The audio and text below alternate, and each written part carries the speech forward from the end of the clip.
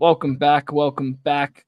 Here talking some March Madness, but the women's tournament. Just watched a great game between Iowa and LSU.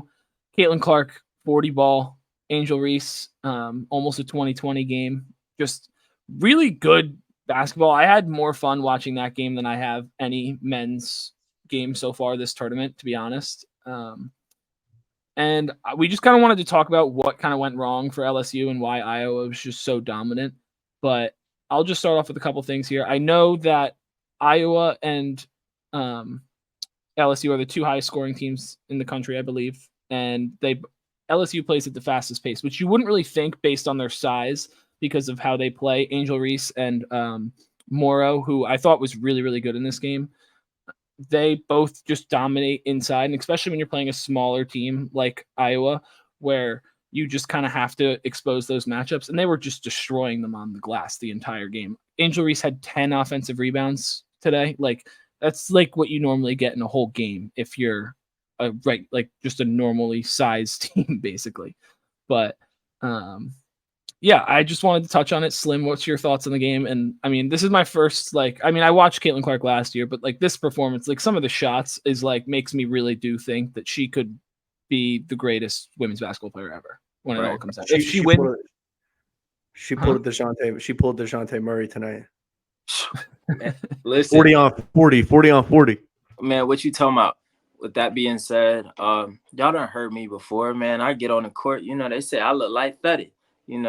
I look at myself, I'm like, I hoop like 22, you know what I'm saying? And that's just a fact. But, that says my brother's going to get into just women's basketball in a second. But I think it says a lot for, all of the hoopers that are going to be coming up, watching these women hoop and play on the elite levels that they do. Shout out to LSU and Iowa.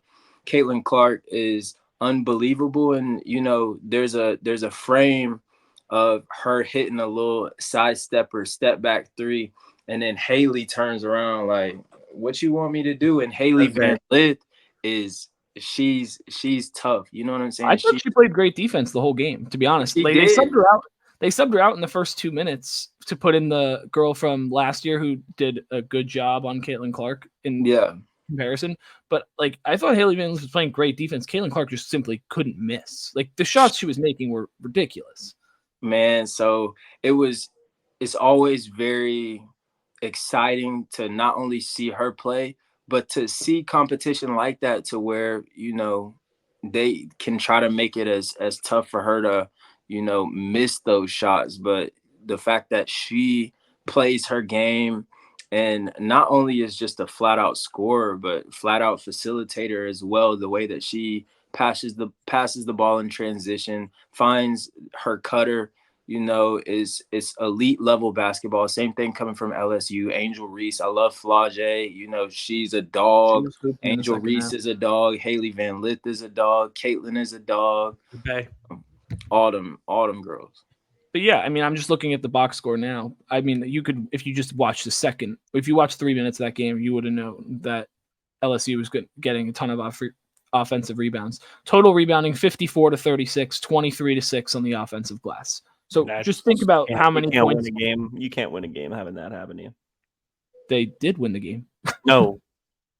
LSU.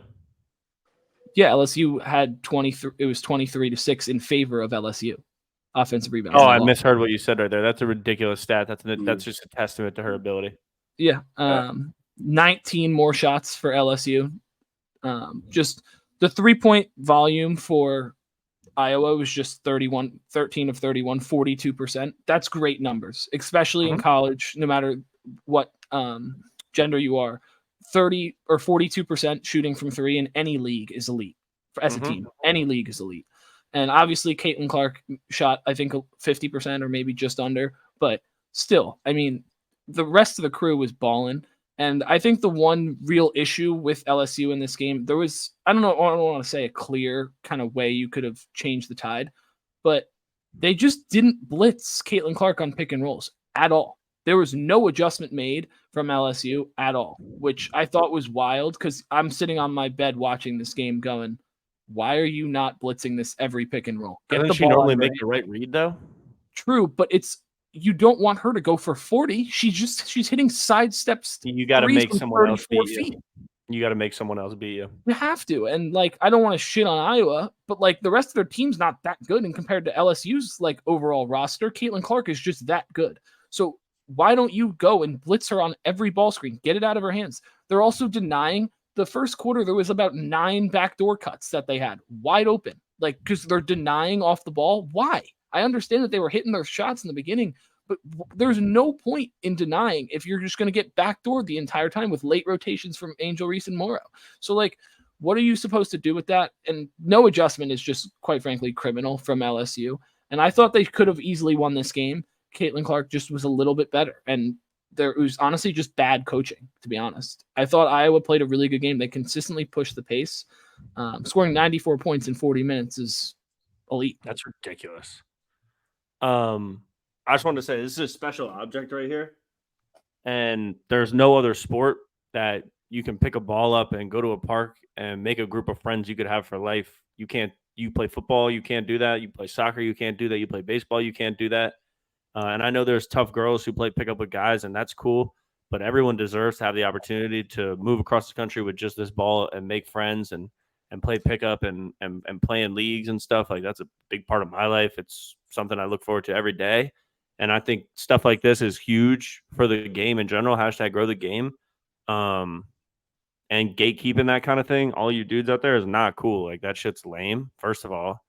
And second of all, these girls would kill me. Not all of them, but some of them would kill me, and they would kill you too. It might not look like it watching, but I mean, I've played with a couple girls who they didn't really ride bench, but like girls who didn't get 40 a night playing D1, and they're nice. So I just wanted to throw that out there, that like everyone deserves the opportunity to go play, pick up, and don't be weird about that kind of shit, because that's so lame. We don't endorse that here in TOT. And shout out Caitlin Clark and even someone like Angel Reese, Bay, Haley Van Lith, growing the game. So crucial to the game. The game needs some new life. I know the foreign players are helping the NBA, but we're trying to get as many people with the rock in their hands as possible. This is a great way to do it. This chick is nice. This chick's the real deal. She better shoot it out with Steph Curry next year, because who'd they bring out this year? Sabrina, what's her last name?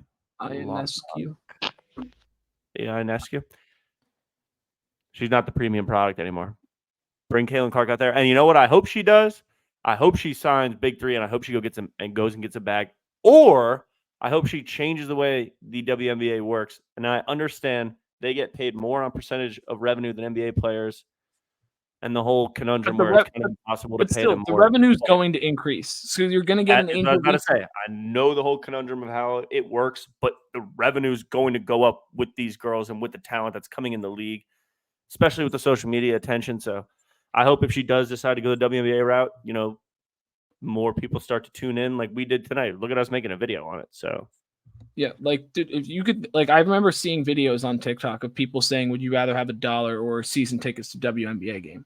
I'm like, if I had she's going to go to the Indiana Fever, but if I had a season ticket for that, I would go every game. Like, that's how entertaining that game was to watch. It's just like shot making after shot making, right decision after right decision. And it's something that I think is just really cool, quite frankly. I just felt like there was never, I don't want to be like disrespectful, but I feel like the new age of social media and like all these girls promoting themselves is really helpful, because I don't remember ever watching like players like Breanna Stewart. Like, I don't really remember seeing clips of her going viral like this. And I know she's one of the greatest college women's players ever.